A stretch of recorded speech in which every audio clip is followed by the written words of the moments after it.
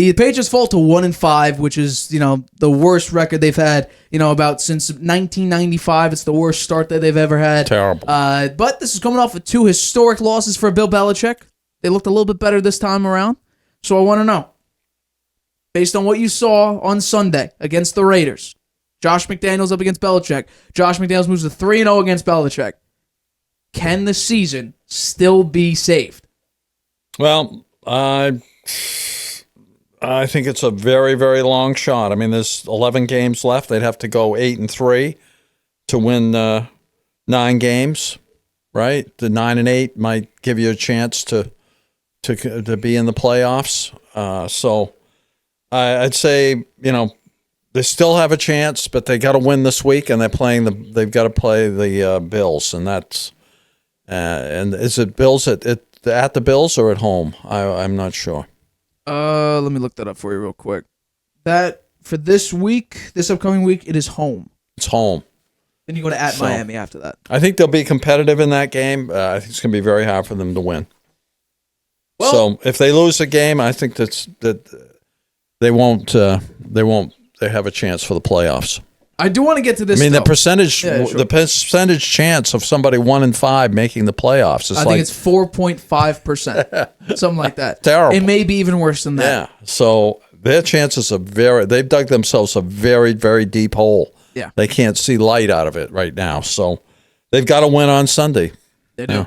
They do. I do want to get to, we've heard this from head coach Bill Belichick before, but this is Bill Belichick in the post game of the Raiders' loss. We had penalties to start the game and had 3 penalties in the last 2 minutes, so it's not a good formula. This game's a lot different than the last 2 games, so I don't think you can compare those. I think we, as a team, we all responded. They all responded pretty well, competed well. We just, like I said, we just didn't make enough plays to win. On offense and defensively, there's certainly some things we could have handled a little better than we did. I'd say so. Now, I'm going to talk about this because I think it is important. Mac Jones looked better. Mac Jones looked much, much better than he has in I wouldn't say the entirety of the season, because week 1, he threw like 55 passes. He had over 300 yards and 3 touchdowns for the first time in his career. He looked good in week 1. He looked okay in week 2, but he was mistake-riddled. I will say that. And this game, yes, he didn't have the numbers, but he looked better. There was one major thing that I saw that I don't know if we talked about on the show. We may have talked about it, in between shows. Mac Jones looked much better in his delivery of throwing the football. And we talked about this during the game. What the hell is with that long-ass drive? 9 minutes and 30 seconds?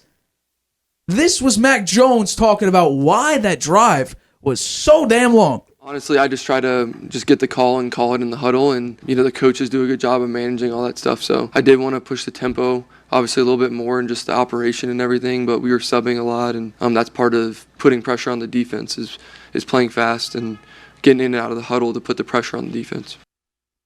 So he says, I was getting the call, giving it in the huddle, subbing out a bunch.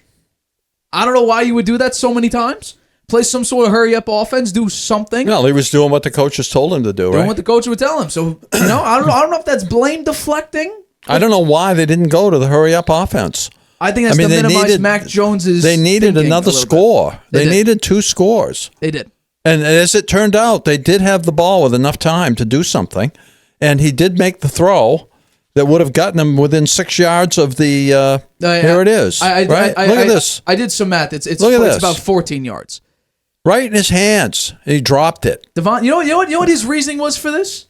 He said, it hit my fingertips. No. Look at the slow-mo. It hits both hands. Yeah. It hits the hands. Yeah, well, if it hits your fingertips, pal, you got to catch it. You got a 3-year extension to do that. Yeah. That was, I couldn't believe that. I mean, that's a great throw.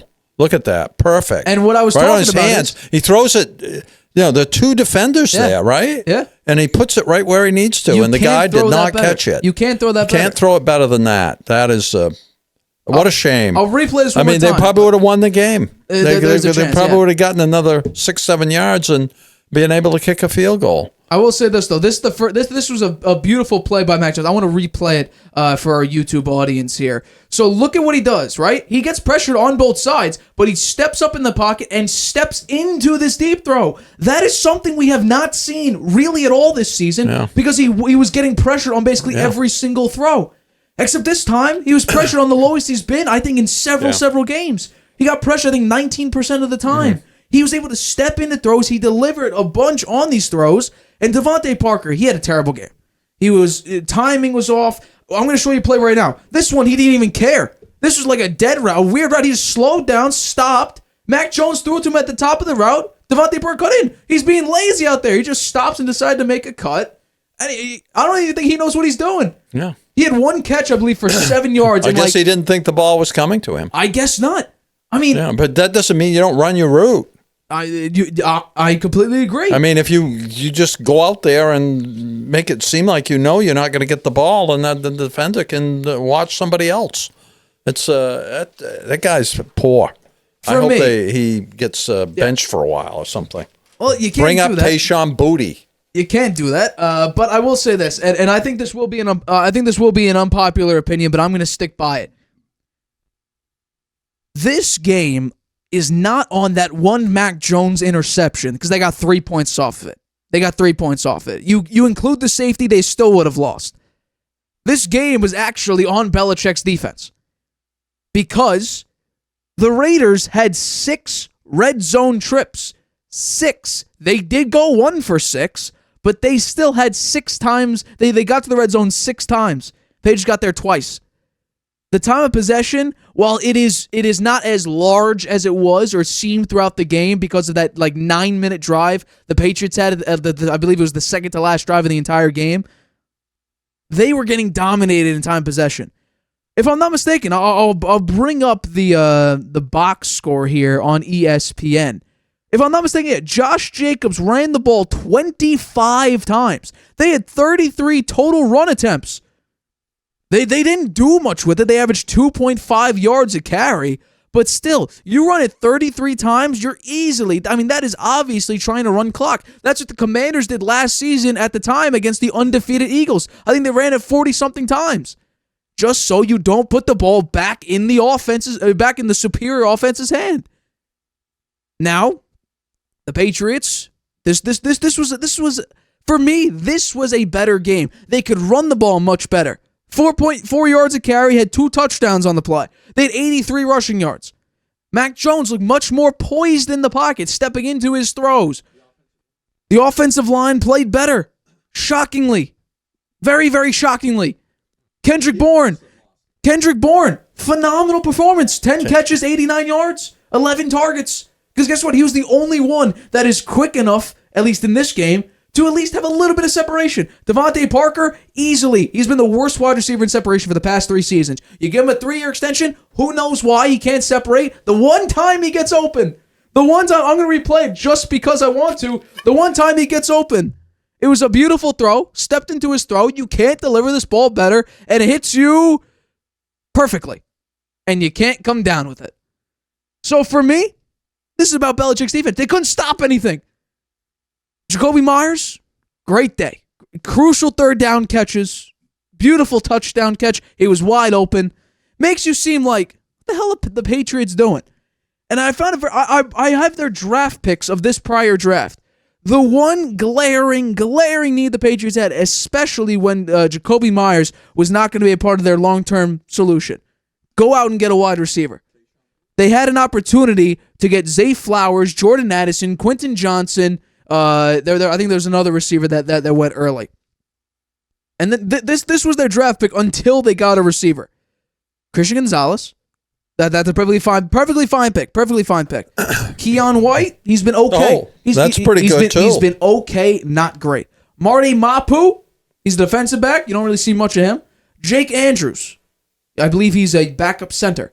Chad Ryland in the 4th round. He's 50-50 on kicks. By the way, Nick Foles, the one they got off of, has been perfect this season. Antonio Mafi. He's, I believe, the 2nd worst lineman in the NFL right now. And then you got to get Tayshaun Boutte, who's played 1 game, who's been a healthy scratch for 5 straight weeks after that the toe touching incident twice, I believe at the end of the first half, and then the very, very last play for the Patriots in that game. Then you go out and get a punter, Bryce Behringer. He's had several snaps. He's been punting the hell out of the ball. He's been pretty good. And then you go out and get Demario Douglas, who graded wise has been your best receiver. Then you go out and get Amir Speed and Isaiah Bolden. Isaiah Bolden hasn't played. He hasn't started a single game. He hasn't even played. And Amir Speed showed up in that Saints game. He was out there because you were getting blown out. You had to put in your reserves. You're not drafting for what you need. You're drafting for what you're comfortable with, and that's offensive linemen, special teams, and defense. And you know what? Yeah, they brought up Jalen Reagor. Jalen Reagor. And by the way, the Malik Cunningham thing. People were like, oh, Mac Jones is going to get benched for Malik Cunningham. He could be the quarterback one. He did a great job handing the ball off and getting sacked. Yeah. Great job, Malik Cunningham. And guess what? He's staying as quarterback too. So maybe will he be more involved in the passing game as a receiver and as a quarterback? Potentially. I mean, that's why he's quarterback too and not an emergency quarterback, because if you're an emergency quarterback, you can only play QB, and he's a wide receiver quarterback mix. Well, maybe he can get some separation out there. Maybe. How about Thornton? They only had one catch. They didn't put him in much. He didn't really do nothing.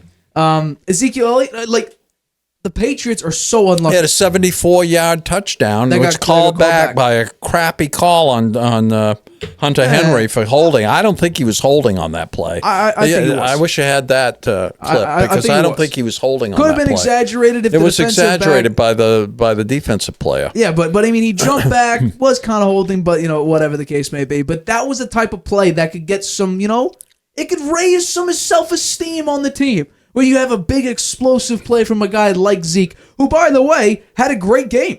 Yes, he had 4.9 yards a carry, 1 touchdown.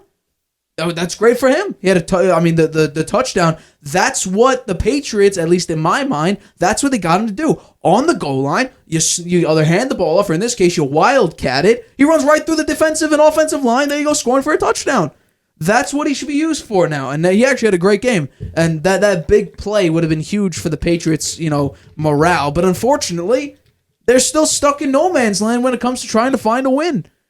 Now, here's where I talk about this season can be salvaged. Now, while right now this game does look promising, when you look at it, Mac Jones is stepping into throws. He looked much more confident. The offensive line played much better. Kendrick Bourne had a great game, breakout game so far this season. I'll say this. There is a glimmer of hope. The Lions, with a tremendously poor defense, I believe they're the 32nd ranked defense last season, they went 1-6. They went 1-6. And there's been 2 teams so far this season to stop the Dolphins and at least slow them down. The Bills stopped them. The Patriots slowed them down. So there's a chance you can go 1-6 against the Bills and still have a shot for the playoffs. Still. Well, look at what's left of their schedule. They still have a very hard schedule. Right. You go up against, so it's at Dolphins after week 8. And then you go, that's going to be a very hard. They never win there, right? They haven't won there in years. Yeah. Right, yeah. So they could be 1-7 then. Could be, but I'm saying the Patriots are the only team so far to slow down the Dolphins. The Bills stopped them. The Bills if stopped they win them. If they win against the Dolphins in Miami this year, we'll have a celebration. Okay. Okay, who's next? Do a Super Bowl parade who's in next? Foxborough. Then you go at home. Commanders and Colts. By the way, Anthony Richardson out for the year. Those are 2 games. Out for the year. And Gardner Minshew just had a 3-interception game. Very, very poor game. Both those games are at home? Both those games are at home. No, they have a chance with those 2. Have a chance. At Giants with no offensive line, and who knows, Tyrod Taylor may still be in there. They have a chance in that game. Have a chance. Chargers. I think they probably have a chance there, too. Mac Jones has played pretty well. There was a game, I don't know if it was last year or the year before. They were down, and Mac Jones and the defense definitely helped. But Mac Jones stepped up in that game, made some crucial throws in that game. At Steelers. Right now, the Steelers have no offense. Their defense, TJ Watt. Yikes. That is going to be something. Then, do I want to say it? The Bills again. Home at the Chiefs. Home against the Chiefs. Oh. Then you go at Broncos. Who the hell knows? No, they should be able to win that one. At Bills. Yikes. No, yeah. And then the Jets. Does the streak continue to 8 years? To 16 straight games. They'll be playing them at home, right? At home, yeah. At home, yeah. So the streak may end. Who knows? If Zach Wilson is what we've been seeing from him, who knows? This could be the new Zach Wilson to continue. And I don't know what the Well, Patriots. maybe the exactly schedule do. gets a little easier for them based on what we've seen now, but Based on I winning still and think it's tough when you're 1-5, man. Digging Yeah. a hole like that, it does not help when you're thinking about your owner who's told them, you got to make the playoffs this year. Right. So it doesn't look good. Well, based on win percentage, the Patriots have the 7th hardest remaining schedule. The Bengals are number 1, by the way. Yeah. Giants are 12th.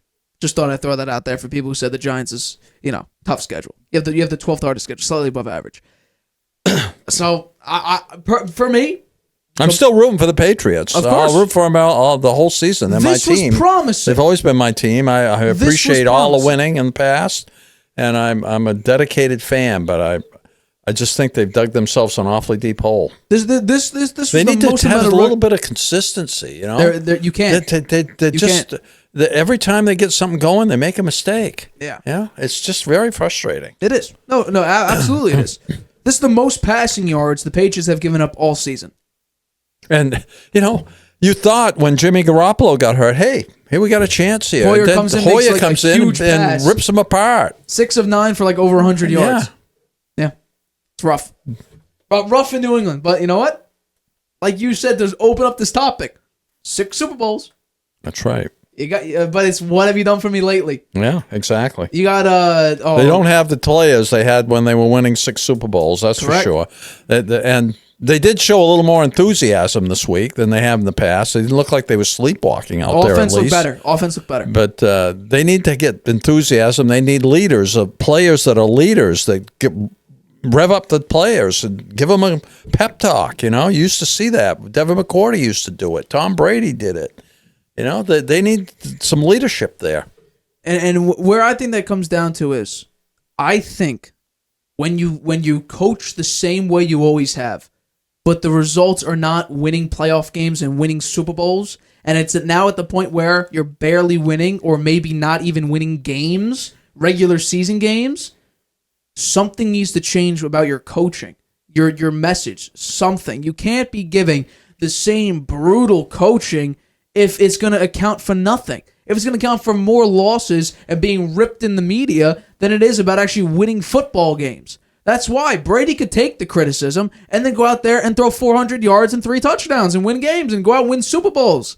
But now when you can't even win any games and now your defense can't stop the run, right now your defense is giving up the most passing yards they have all season to Jimmy G and Brian Hoyer. Well, let's remember that Matthew Judon is out, and they do not get pressure on the quarterback. Correct. That is part of that's always been a problem for them.